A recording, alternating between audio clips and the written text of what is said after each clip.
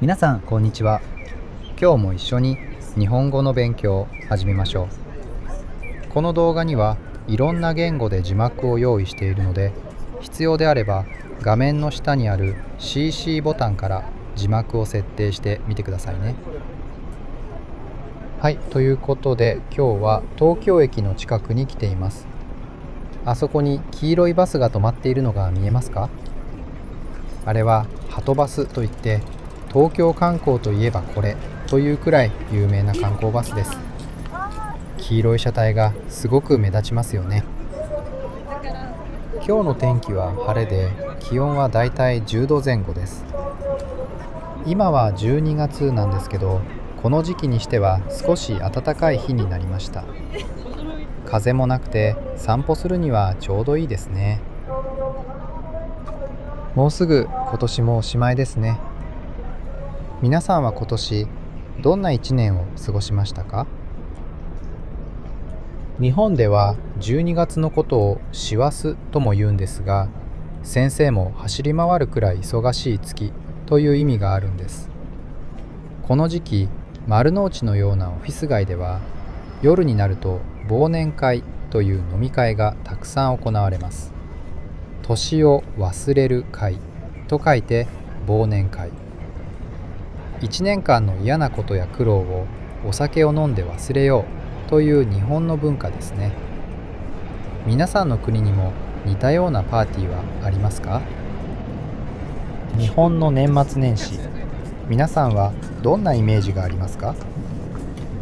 多くの会社は12月の29日くらいから1月3日くらいまでお休みになります。日本人はこの期間、実家に帰って家族と一緒に過ごす人がとても多いんですよ。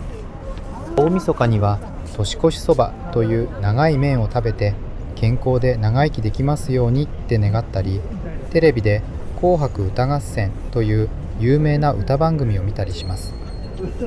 で、元日にはおせち料理という特別なお弁当みたいな料理を食べます。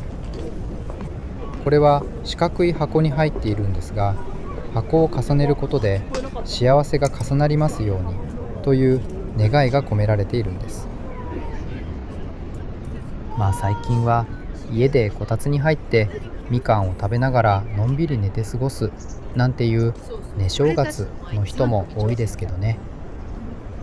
皆さんの国では新しい年をどうやってお祝いしますか？よかったらコメントで教えてくださいね。さて、少し歩きましょう。この左側にある白い大きなビル、これはキッテという商業施設です。もともとは郵便局だった建物をリノベーションしたんです。キッテとキテをかけてる名前なんですよ。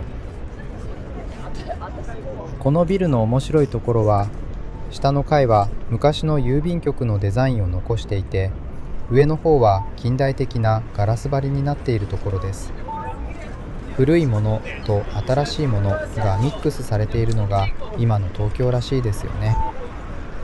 この中に根室花丸っていう回転寿司屋さんが入ってるんですけど、ここがすごく美味しくて人気なんです。いつ行っても行列ができているので、もし行くなら時間をずらした方がいいかもしれません。東京駅のエリアは大きく分けて2つあります。八重洲口と丸の内口です。新幹線乗り場があって、高いビルやデパートがたくさんあるのが八重洲側。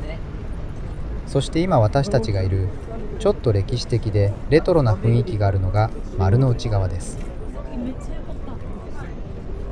そして右側に見えてきたレンガ造りの建物、あれが東京駅の駅舎です。今は駅が正面に見える位置に向かって歩いています。左側を見てください。2つの大きなタワーが立っていますよね。手前にあるのが丸ビル、奥にあるのが新丸ビルです。どちらも丸の内のランドマーク、シンボルみたいな存在ですね。中にはおしゃれなレストランや服屋さんがたくさん入っています。ところで、丸の内ってどういう意味か知っていますか？丸はサークル、内はインサイドという意味ですよね。実はこれ昔のお城に関係があるんです。かつてここには江戸城がありました。お城の周りにはお堀があって、そのお堀の内側のエリアのことを丸の内と呼んでいたんです。つまりここは昔お城の一部だった場所なんですね。だから今でも日本のビジネスの中心地としてとても重要な場所なんです。はい、東京駅の正面真ん中の広場にやってきました。どうですか？赤いレンガが青い空に映えてすごく綺麗ですよね。この建物が完成したのは1914年。今から100年以上前です。辰野金吾という有名な建築家がデザインしました。実はこの駅、戦争の時の空襲で屋根が焼けてしまったりしたんですが、その後修復されて2012年に今のこの美しい姿、昔のオリジナルの姿に完全に戻ったんです。日本にとって本当に大切な国の重要文化財なんですよ。駅の中の天井もドーム型になっていてすごく綺麗なので、もし東京駅に来たらぜひ上を見上げてみてください。皆さん、駅の真ん中にある大きな扉が見えますか？あそこ、普段はずっと閉まっているんです。実はあれ、天皇陛下や外国から来た大切なお客様だけが通ることができる特別な専用の入り口なんです。それからもう一つ、実はこの駅舎の中にはホテルがあるって知っていましたか？東京ステーションホテルといって、100年以上前の姿を残した国の重要文化財の中に泊まることができるんです。駅の中に泊まるなんてちょっと不思議な感じがしますよね。では東京駅を背中にして反対側の皇居の方へ歩いていきましょう。このまっすぐ伸びる広い道、行幸通りと言います。幅が広くて両側に木が植えられていて気持ちいいですよね。秋にはイチョウの木が黄色くなってすごく綺麗なんですよ。行幸という言葉、漢字も響きも難しいですよね。これは天皇陛下がお出かけになることを意味するとても丁寧で特別な言葉なんです。つまりこの道は天皇陛下が東京駅を使うために通る道という意味で作られたんです。ここで一つ面白い話があります。皆さん、東京のど真ん中、この高層ビルが並ぶオフィス街で馬車が走るのを見たことがありますか？実はこの道、今でも時々本物の馬車が走るんです。新しい外国の大使、つまり外交官のトップの人が日本に着任した時、東京駅から皇居まで馬車に乗って挨拶に行くという伝統的な儀式があるんです。ピカピカの車やタクシーの横をクラシックな馬車がパカパカと走っていく光景はまるで映画みたいで不思議なんですよ。もし旅行中に見られたらすごくラッキーですね。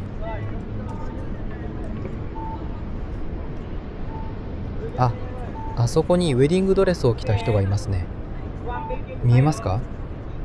実はこの通り、結婚式の前撮り、つまり結婚式の前に記念写真を撮るスポットとしてすごく人気なんです。東京駅のレンガを背景にして写真を撮ると映画のワンシーンみたいになるんですよ。幸せそうですね。この道の突き当たりに皇居があります。皇居というのは天皇陛下が住んでいる場所です。さっき話した江戸城があった場所ですね。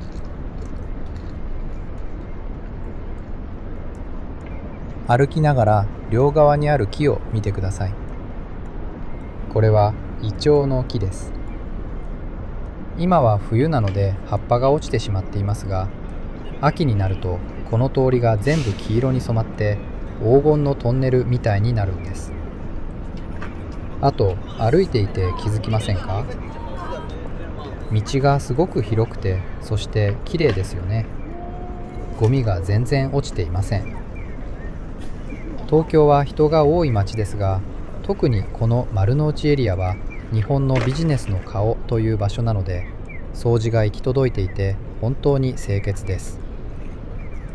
新宿や渋谷のような賑やかでガヤガヤした東京も面白いですが、こういう整然とした静かで落ち着いた東京もまたいい雰囲気ですよね。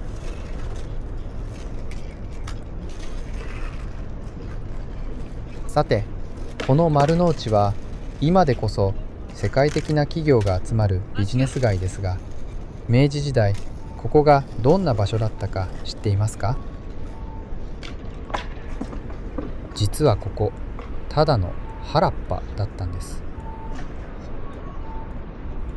草が生い茂っていて、夜になると真っ暗で、怖くて誰も近づかないような場所だったそうです。当時の人はここを三菱ヶ原と呼んでいました。なぜかというと、当時のお金持ち、三菱グループの岩崎さんという人がこの土地を政府から丸ごと買ったんですが、最初は使い道がなくて放置されていたからなんです。こんな広い土地を買ってどうするんだってみんなに笑われたそうですよ。それが今では日本で一番土地の値段が高いエリアの一つになりました。この道を歩きながら、昔はここ草だらけの原っぱだったんだなって想像してみると、今の景色がまた違って見えませんか？東京の発展のスピードって本当にすごいですよね。さて、散歩の終点に近づいてきました。目の前にある大きな道路、日比谷通りの信号を渡った先に見えるのがゴールの和田倉噴水公園です。ここは今の上皇陛下がご結婚された時、そして今の天皇陛下がご結婚された時、それを記念して整備された公園なんです。この公園が最初に作られたのは1961年のことでした。今の上皇陛下、つまり前の天皇陛下がご結婚されたことを記念して作られたんです。そして面白いのが、1995年に今の天皇陛下がご結婚された時にもっときれいにリニューアルされました。つまり親子2代の結婚をお祝いするすごくハッピーな場所なんですね。だからここに来ると幸せになれるなんていう人もいるんですよ。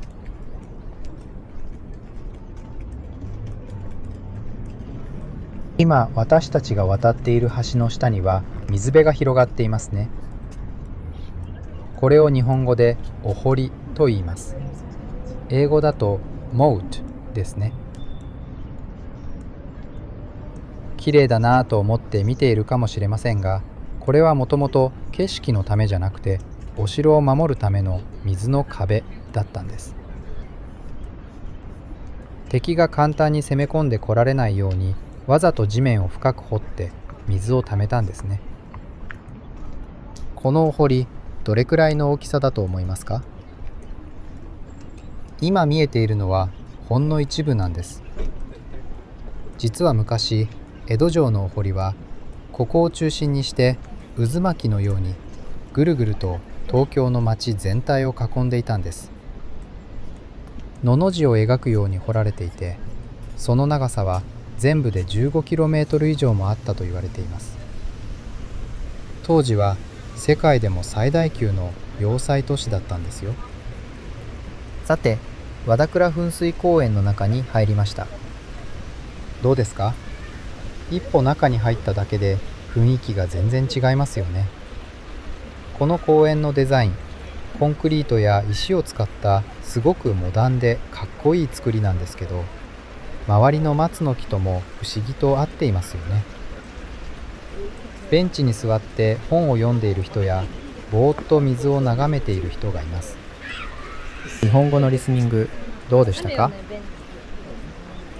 もっとこういう動画が見たいとか、ここの言葉がわからなかったという感想があったら、ぜひコメント欄で教えてください。チャンネル登録と高評価もぜひよろしくお願いします。それじゃまた次の動画でお会いしましょう。さようなら。